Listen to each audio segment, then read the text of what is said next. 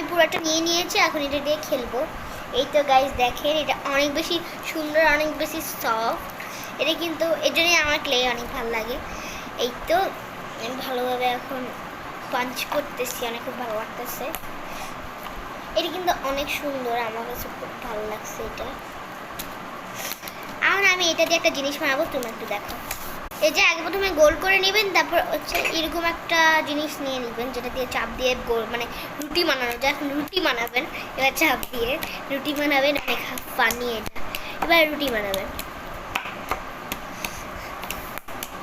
তারপর এরকম একটু ছোট হওয়ার পরে এরকম ধরে রাখো, তারপর কি হয় আপনি নাই দেখেন।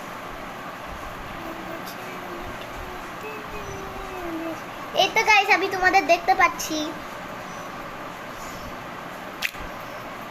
গ্রিনটা তো খেলা হয়েই গেল, আর আমি পিঙ্কটা দেখাবো পার্ট 3-তে।